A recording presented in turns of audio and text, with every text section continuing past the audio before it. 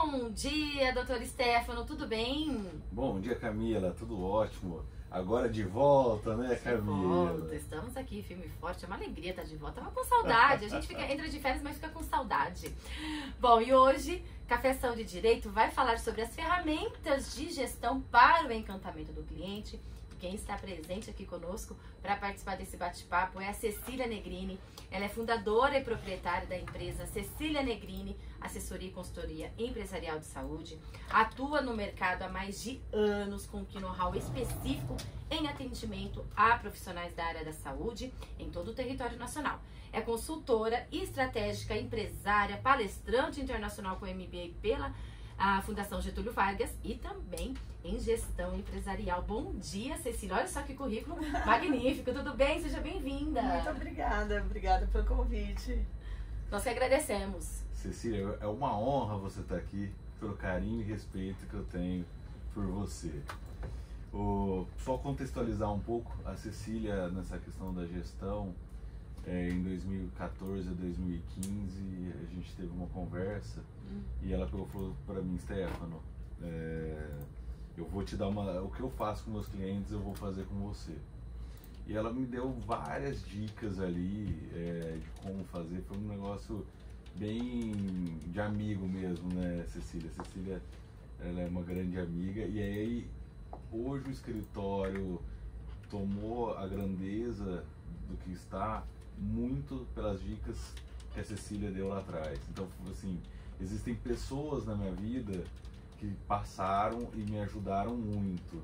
Naquele momento e assim, até hoje me ajuda, mas naquele momento fez a diferença. Foi crucial ali. Foi. E a Cecília foi, assim, uma das pessoas que está... É engraçado, porque em todo momento de dificuldade eu falo: Cecília, o que eu vou fazer? E ela está sempre ali muito disposta. E se ela conseguiu fazer isso comigo, eu acho que vale a pena nós falarmos e trazermos isso para conhecimento de todos. Com certeza. Então, publicamente, Cecília, muito obrigado. Ajuda, né? Fico tão feliz com esse reconhecimento.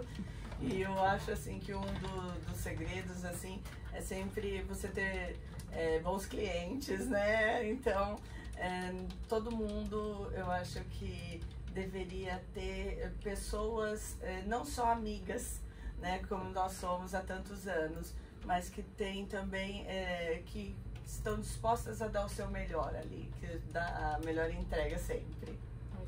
E aí, Cecília, eu queria que você trouxesse um pouco o porquê que você escolheu a área da saúde. Porque nós não estamos falando da moda, a área da saúde, igual está agora, né? Todo mundo, vamos trabalhar com a área da saúde. E nós já sabemos disso há muito tempo, porque nós conversávamos disso em 2013 e 2014. Sim. Você já atuava na área da saúde nessa época. Eu comecei a atuar ativamente na área da saúde em 2015. Nós estamos falando aí de quase 10 anos full time na área da saúde. Então, assim, eu considero você uma das precursoras da estratégia e da assessoria empresarial envolvendo a área da saúde e as clínicas em São José do Rio Preto. Lógico, a gente sabe que fora, em Minas, tem pessoas aí que já debatem muito sobre o tema, mas em Rio Preto, uma pessoa com um exponencial muito grande é você. Eu queria que você contasse um pouco o porquê que você viu, aonde você viu a necessidade de começar a fazer isso lá atrás. Ótima pergunta, Stefano, que realmente eu já atuo nisso há aproximadamente 18 anos e surgiu da necessidade realmente, né? Então, como o meu ex-marido tinha uma clínica odontológica, eu falei: alguém vai ter que ajudar essa família a prosperar, deixa eu dar uma mão aqui. E aí eu fui vendo que realmente a gestão da área da saúde, ela é diferente, ela requer um pouco mais de habilidade, de técnica do que outros tipos de gestão. Porque você, além de estar vendendo algo, né, um serviço que é difícil tangibilizar, é de altíssima confiança. você não entrega só dinheiro ali, você está entregando muitas vezes a sua vida, a vida do teu filho, dos entes mais queridos que você tem na mão de pessoas que você mal conhece. Então, requer muitas ferramentas e muitas habilidades, além das que outras áreas exigem. Então, surgiu de fato da necessidade do mercado, né? E hoje a gente verifica como de fato a gente foi pioneiro nisso. Isso é muito legal, né? Muito gratificante, porque a gente começa a ter resultados, a gente começa a ver e ver a confiança, né, dos profissionais, que eles são tão bons nas áreas deles, tão famosos, tão especialistas, tão mestres, doutores, né, assim, e na hora de administrar, na hora de ter a questão jurídica, a questão administrativa, gerencial, são tão carentes. Sim. São tão desassistidos, né, assim, e falta muito conhecimento, muita prática, coisas simples, e como isso acarreta problemas, né? E aí eu pergunto para você, nós sabemos que você faz um diagnóstico, eu queria que você falasse um pouco da forma do diagnóstico, o que você observa, se é só questão financeira, se é só questão comercial, se é questão de atendimento, quais são as necessidades que são abordadas, que um profissional da saúde precisa saber para ter um desenvolvimento bom ali da profissão dele e conseguir... Ótima pergunta, Estevam, porque para o cliente da área da saúde sentir que aquele médico é o ideal para a família dele, né, envolve vários aspectos. O conhecimento técnico é fundamental para o médico, ele tem que ser bom. Mas como uma pessoa que mal conhece aquela outra vai olhar e identificar o quanto ele se dedicou na faculdade, se fez residência boa, se não fez, se lê muito, se não lê, o quanto que ele investe ou não investe, não tem como saber. Então, o entorno dele dá esses sinais para o cliente. Então, esse entorno são 10 áreas que eu faço nesse diagnóstico para mensurar o que esses profissionais já têm estruturados ou não dentro dos serviços que eles oferecem. Então, inclui a parte do atendimento, né, da parte do RH, da estrutura física, da parte financeira, da precificação, da gestão, da parte de marketing. Quando a gente diz marketing, não é só mídias sociais, né? Vai muito também até do boca a boca, essa parte interna. E eu não avalio essa parte, mas indico sempre, né, a parte do jurídico, porque hoje é uma necessidade alta, né? Sempre foi, mas atualmente muito mais, que faz parte da confiabilidade. Então eu acho que quando você tem um negócio bem estruturado, bem solidificado, quando eu digo negócio é porque o médico ele precisa ver que ele, como profissional, é além do ser humano. Quando ele abre ali um CNPJ, quando ele abre uma porta para atender outras pessoas, isso implica toda uma estrutura organizacional de empresário. Então, quer ou não, ele vai ter que ter no mínimo noções para isso. Ele vai precisar ir até vigilância sanitária, ele vai precisar ter um CNPJ, uma razão social, um contrato social. Ele tem que ter os termos, né, de consentimento com os seus pacientes. Enfim, ele precisa se estruturar, ter uma boa equipe para que ele evidencie toda a qualidade técnica que ele traz como médico.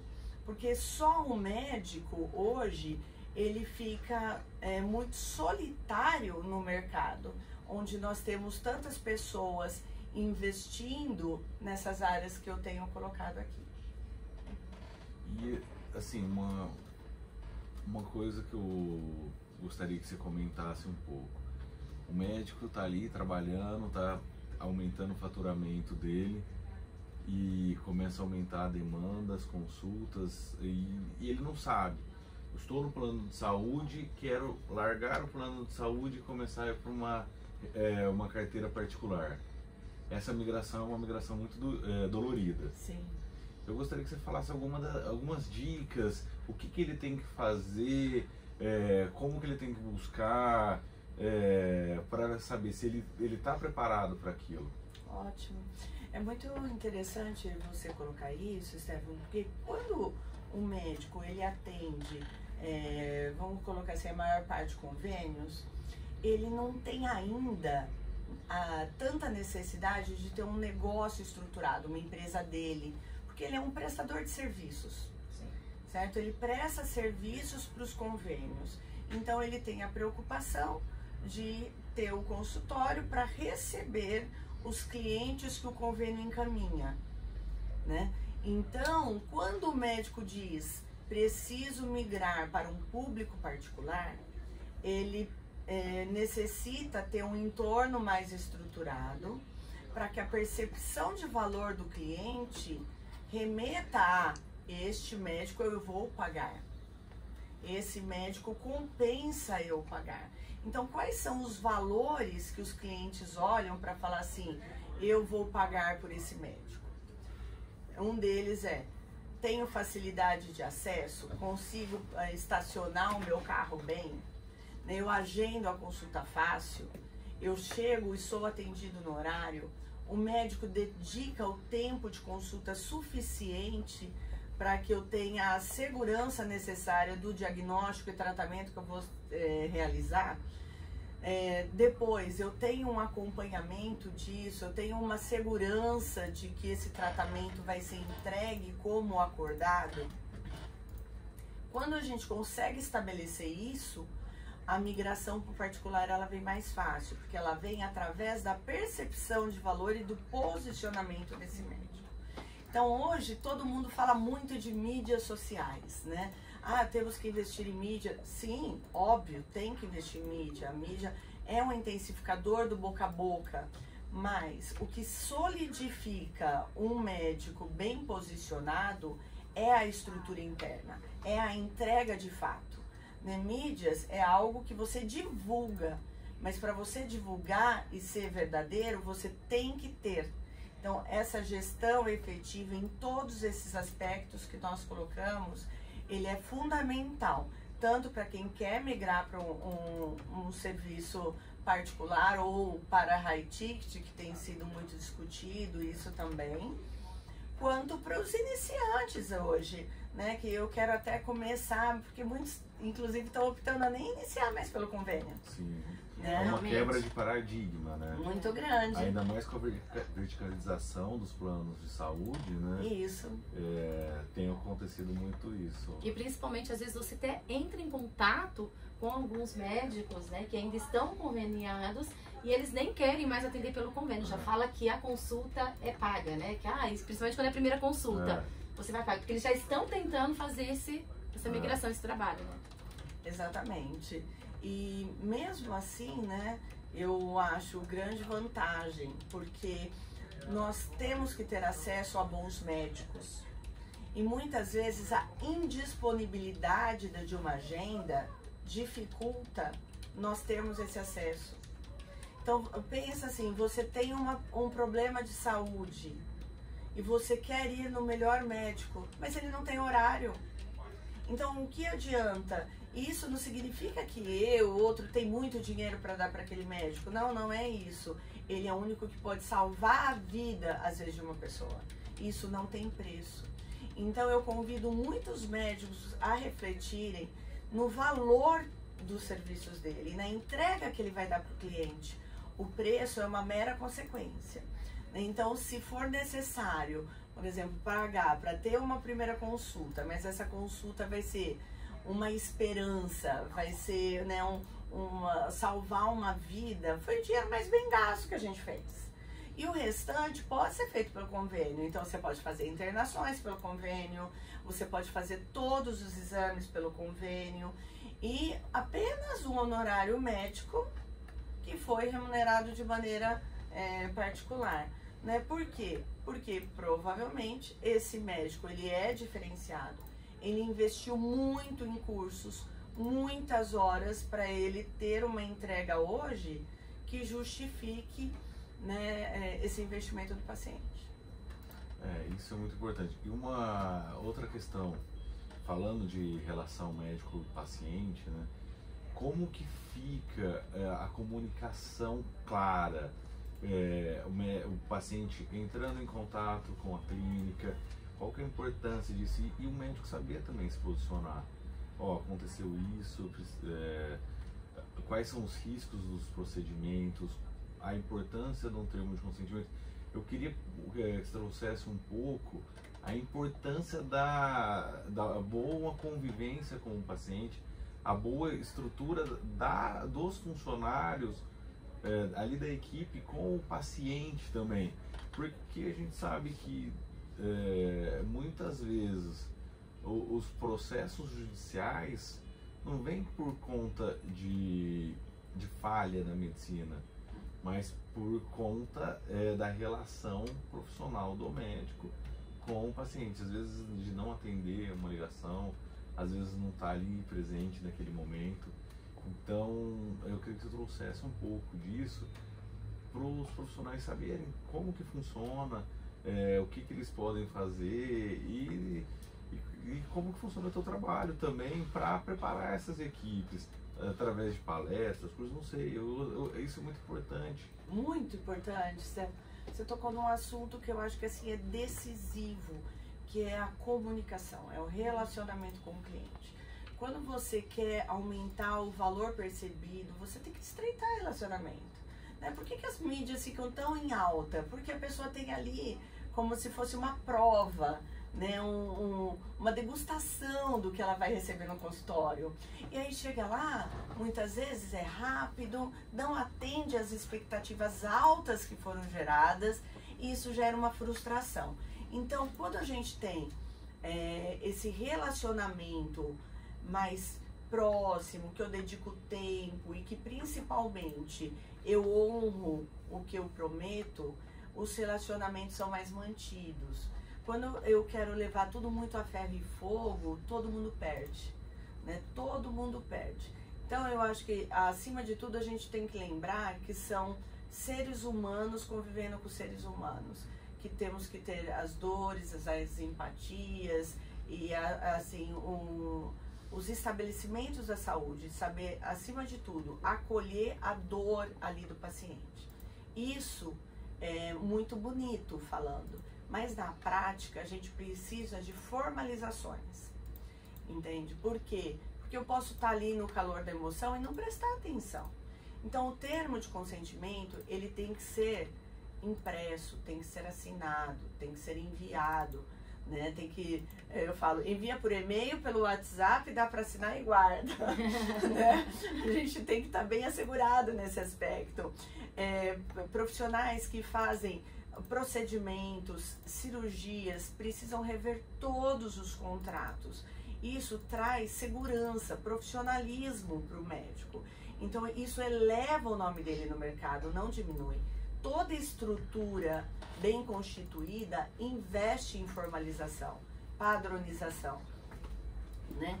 E além disso, você chamou assim, para um insight, que quando a gente pensa no cliente, não tem só o paciente, mas a gente tem também o colaborador. E que muitas vezes essas regras, os direitos, os deveres do colaborador também não está claro no ambiente. E isso dá margem para a gente discutir depois a proteção de dados, LGPD, dá margem para a gente discutir muitos fatores de gestão que dá a segurança e a confiabilidade que o cliente precisa. Não, você vê assim que a gestão não é simplesmente números. Não. E é muito pelo contrário, números é uma consequência exatamente de todo o resto. Ô Cecília, o nosso horário já está se encerrando. Eu tenho muito que te agradecer aí pela sua presença. E que dica final de ouro que você daria? Olha, a dica de ouro que eu daria para as pessoas que estão nos escutando é: invista no interno, invista no processo interno, sabe? Solidifique todos os processos, formalize tudo que você acredita que é de valor para o seu cliente, identifique o que é cultura, o que o seu cliente precisa para sanar as dores dele e invista nessa formalização. A qualidade traz resultado. Muito bom. Eu falo que hoje, até complementar, Cecília, que você estava falando da questão dos médicos, né? Dessa questão de vínculo com o paciente, antigamente a gente falava, né? E o médico da família, porque tinha uma proximidade muito forte. Hoje não existe mais isso, né? Assim, aquele médico que realmente pega o paciente ali, traz com ele, né? E se torna o médico da família que a gente sempre falava, né? Os antigos mais falavam sobre isso. Sim, verdade. Eu acho que isso se perdeu um pouco pelos 10 minutos que precisa atender o convênio. E tem sido resgatado por essa onda do particular. Então, por isso que eu falo, às vezes é preferível a gente pagar e voltar esse vínculo, né, tão importante de confiabilidade. Com certeza. Desculpa. Cecília, muito obrigada pela sua participação aqui conosco hoje, a convite do Dr. Stefano. Sou eu que agradeço imensamente, né, o Dr. Stefano, toda a equipe dele, que sempre são parceiros, não só da minha empresa, mas de todos os clientes que eu acompanho também, sempre indico e referencio os serviços deles. É uma honra para mim estar aqui. Muito obrigada pelo convite. Obrigado, Cecília. E vamos lá. Obrigada, Dr. Stefano, por hoje. Um abraço para você. Uma boa quarta-feira, um bom resto de semana e a gente volta a se encontrar na semana que vem. Se Deus quiser. E nós vamos, 11 horas em ponto, você fica com o intervalo e Repórter CBN.